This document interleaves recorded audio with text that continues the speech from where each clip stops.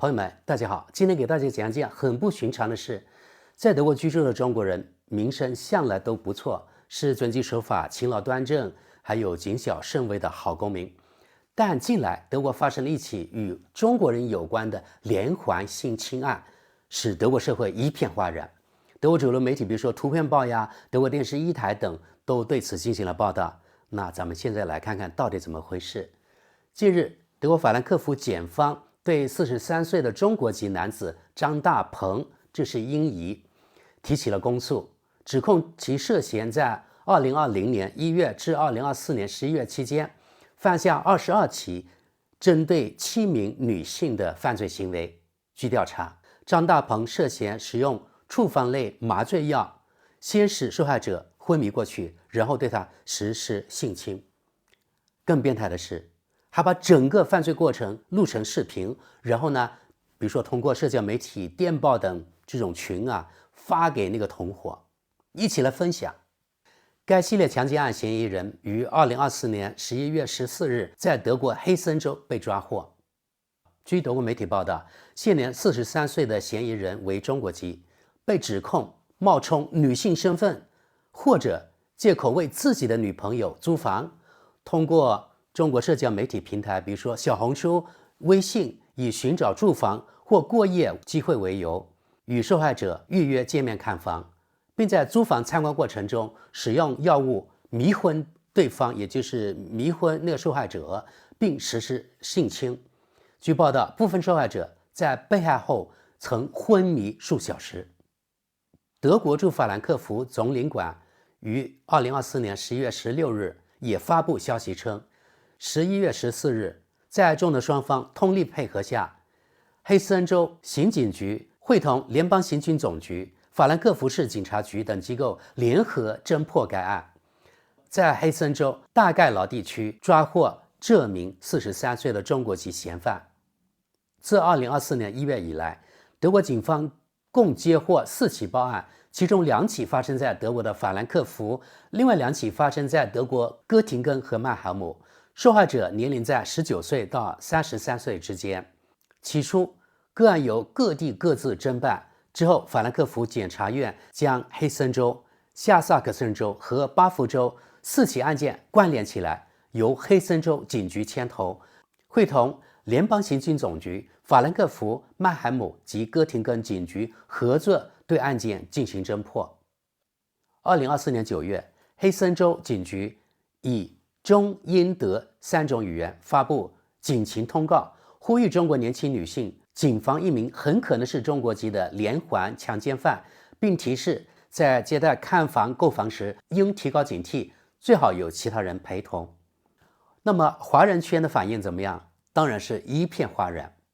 在黑森州警局2024年9月发出警情通报，并对疑似中国籍的连环强奸案嫌犯可能的犯罪手法作出预警后，在德华人群以及留学生群体纷纷转发，对此事相当关注。群内成员相互提醒注意网络租房安全，并提高警觉性。一般留德学生在假期回国前，常常在网上发帖，希望以此找到短租客，这样可以得到一点房租，减轻一点点经济压力。而嫌疑人专挑那些没有经验的年轻的女留学生作为犯罪目标的做法，令不少留学生感到愤怒。2个月后，德国检方及媒体发布嫌疑人被捕的消息，只提及嫌犯今年43岁，并未公布其全名。但是，一些中国媒体还有网友挖出了这名嫌疑人的一些细节。多家中文媒体报道称，嫌疑人名叫张大鹏，在国内曾就读于哈尔滨工业大学土木工程系，后赴德留学，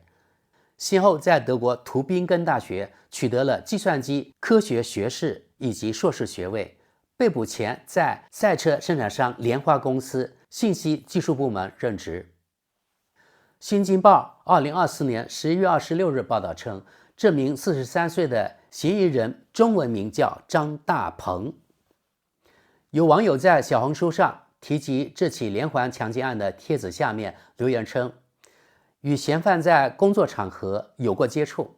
该嫌犯曾试图对其公司的女同事用与新闻中描述的如出一辙的手法进行迷奸。因其男友通过监控发现情况不对，这名女同事被迷昏在床了。因为被她男朋友及时发现，所以呢，这嫌犯未能得手。她的男友贴出了监控照片，网友们纷纷对此表示愤慨，痛斥太恶劣了。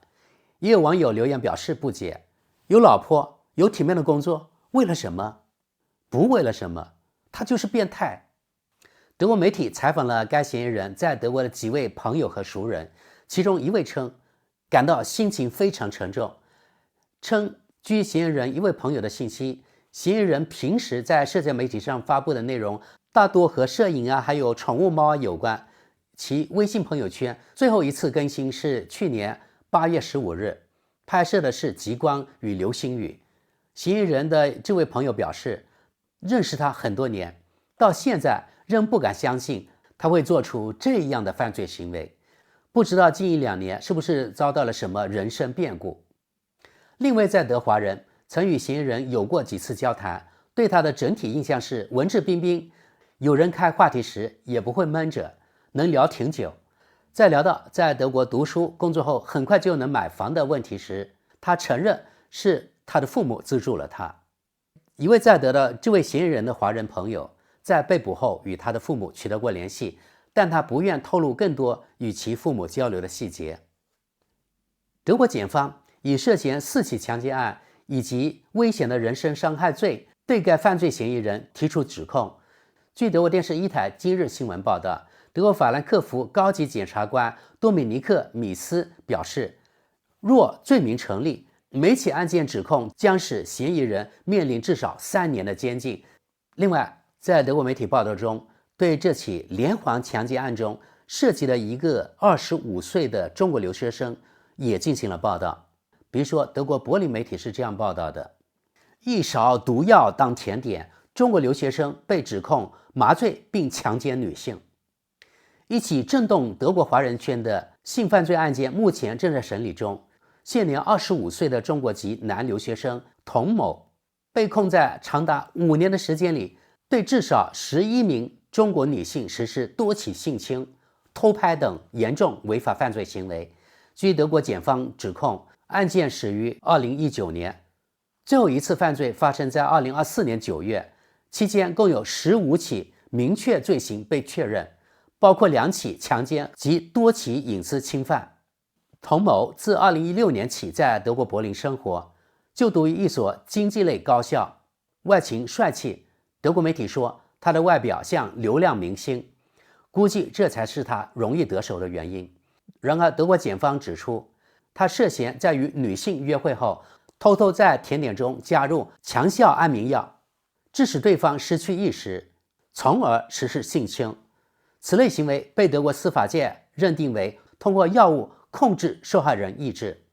性质极其恶劣。更令人不安的是，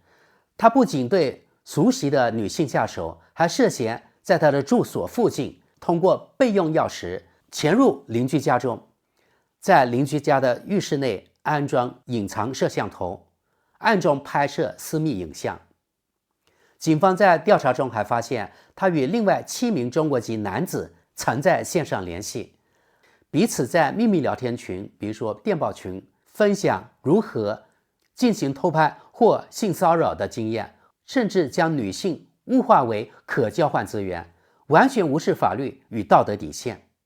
据悉，案件最初因一名女性报警而启动调查，随后警方在童某住所内发现大量偷拍素材和聊天记录，揭开了其长期系统性犯罪的全貌。德国媒体报道，在德国目前共有15万华人，其中在柏林约有 1.3 万。该案曝光后，在当地华人群体还有留学生群体以及社交平台上引起了强烈反响，尤其是许多年轻女性纷纷表达了对自己人身安全和隐私的担忧。根据德国检方指控，他在女性更衣和如厕时拍摄了6段视频。针对这一犯罪团伙的主审程序正在德国黑森州美因河畔法兰克福大都会区进行。据称这些男子在电报群中交流如何通过药物麻醉实施强奸，并对此表示兴奋。这名柏林嫌疑人的线索最初来自黑森州，我估计呢，就是前面提到那位43岁的中国男子张大鹏。而这位童某，因为他有律师，所以目前为止一直保持沉默。那么判决呢，将于今年8月1日宣布。还有，我发现德国焦点新闻对此也进行了报道，因为上面有读者评论，那我们就看几条读者评论吧。比如说，这个网友说如果是真的话，那这个人就永远不要再回到我们文明世界。我的意见。另外，这个人说这个罪犯呀，在犯罪的时候还录视频，显示出这个人真的非常的傲慢，以及非常傻逼。他不是自己割自己身上的肉吗？另外，这个朋友说，这个家伙病了，性情毫无知觉的妇女，像他这样的病是不可能治的。然后这位网友说，我估计呢，他是针对德国媒体原来的报道，比如说报道一些中东的难民，他们犯罪的时候一般不说他们是中东人，不说他们是穆斯林。然后这位网友相当于为这位犯罪的中国人呢鸣不平，他说在这里提到是中国人，为什么不说他是一位年轻人呢？这位网友说，这是典型的性侵犯，可是他的出身很不平常啊，也就是他来自中国很不平常。这位朋友是这样说的，他说如果犯了同样的罪，在他的祖国，在他的家乡是死罪，这是非常肯定的。然后呢，有人跟帖说，在德国他应该受到同样的惩罚，就像在他的家乡一样。我们现在应该想想要引进这样的惩罚了。朋友们，在德国是没有死罪的，在德国这样的罪犯一般也可能不会判很长的徒刑，甚至他可以通过律师请一些心理学家对他进行鉴定，也许他最后变成了无罪呢。这位网友表示很惊讶，他说一个中国人而不是难民，中国人很少出现在德国犯罪的统计数字里，与那些难民刚刚相反。然后这位网友说，他的脑袋有多病态呀，给这些无辜的妇女很强的药物，让他们失去知觉，让他们面临生命危险，然后性侵他们，获得自己的满足，然后还脑残的要命，把整个过程录下来，这不是给检方最好的证据吗？所以像这样的人是不可原谅的。作为女性，谁都不愿意看见这样的人在外面跑。这位网友呢感到非常的惊讶，他说，真的是个中国人吗？我真的很难相信，因为亚洲人一般被认为有礼貌、平易近人等等等等，我真的很难想象有这样的亚洲人，但是总有一颗老鼠屎打坏了一锅汤的。好，朋友们，大家看到了德国人对于中国人犯罪，特别是像这种连环性侵犯，真的感到非常惊讶，大大超出了他们的预期。因为在本期节目开始的时候我说了中国人还有华人一般是东亚人吧，在德国的名声非常的好，极少有犯罪的，极少有这样的报道。所以这起连环性侵在德国确实掀起了很大的波澜，对中国人，对东亚人这个名声也有一定的损害。所以这起连环性侵对在德国生活的华人还有东亚人，我认为造成了一定的名声的损害。不过这是无法挽回的，因为已经发生了。虽然这起案件对我们在德国生活的华人造成了一定的名誉的损害，但是我认为德国人对我们在这里生活的华人的评价还是很高的，毕竟呢只是个案，你们说对不对？好的，朋友们，今天就到这里，感谢大家，我们下期见。